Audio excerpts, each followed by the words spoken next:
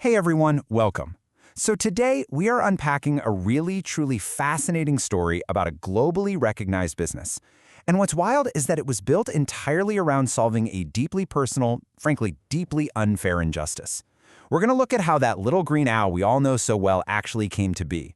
It's this incredible story of turning massive frustration into a literal global revolution. And to understand it, we have to start with a single, pretty staggering number. Right. So I want you to imagine it's the mid-1990s. We're in Guatemala City. A teenager's family is handing over an absolutely exorbitant amount of money, $1,200. But here's the kicker. They aren't paying for a university course. They certainly aren't paying for a degree. They're paying for a test. Literally, just the English proficiency exam this teenager needed to take just to be allowed to apply to universities in the United States. And because testing slots in Guatemala were so incredibly scarce back then, getting one cost what a lot of local families would earn in months. That teenager? His name was Luis von Ahn. All right, Section 1, the $1,000 obstacle, a teenage frustration in Guatemala. So that absurdity, the fact that simply proving you know a language could cost more than most people's rent, solely because of where you happen to be born, that just lodged itself deep in von Ahn's mind. He started asking this absolutely crucial question. If language is the ticket out of poverty for millions of people around the world, why on earth does proving it cost so much?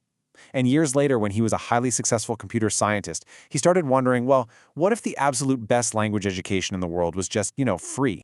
Moving on to Section 2, harnessing wasted human effort, from CAPTCHA to reCAPTCHA. So, von Ahn's path to starting an educational revolution was honestly wonderfully unconventional. After studying at Duke and then Carnegie Mellon, his specialty actually became getting millions of humans to do useful work without them even realizing it. He actually co-invented CAPTCHA. Those incredibly annoying squiggly letter tests you have to solve to prove you're human online? Yeah, that was him. But he quickly realized that all that collective mental effort was just being totally wasted, so he built a follow-up. He called it reCAPTCHA. With reCAPTCHA, every time you deciphered a distorted word to log into a website, you weren't just proving you were a human, you were actually helping to digitize old books and newspapers literally, one single word at a time. It was brilliant. He essentially built this mental bridge, proving that you could harness mass human action for a productive secondary purpose. Okay, fast forward a bit to 2009. Google swoops in and buys reCAPTCHA.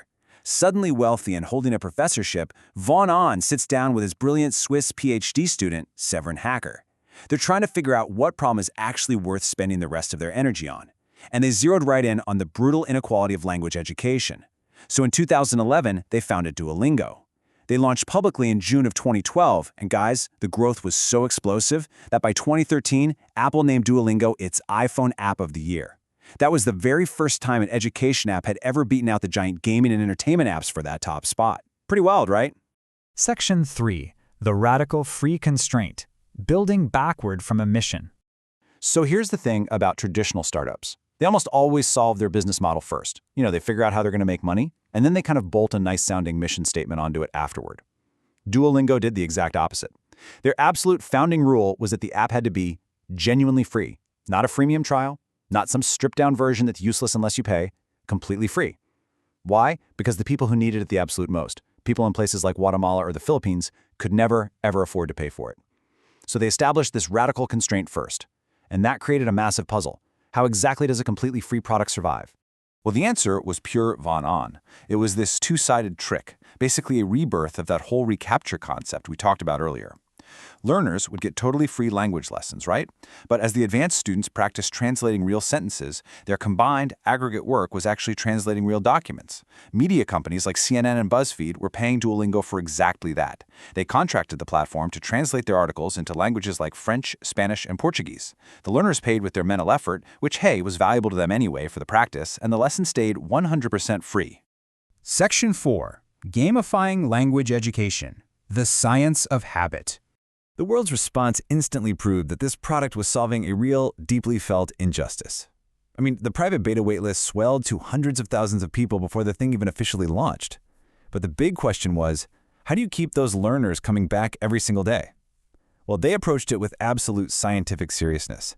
They engineered streaks that made you fiercely protective of your daily progress. They added hearts, leaderboards, and these perfectly bite-sized lessons. Through literally millions of A/B tests over the years, they fine-tuned the entire experience so that learning a language felt less like dreadful schoolwork and way more like a daily habit you just didn't want to break. They essentially took the exact same psychological machinery that games normally use to steal your time, and they aimed it at teaching you Spanish, or French, or Japanese. Which brings us to Section 5, Evolving the Business Model, Scaling to Tens of Millions.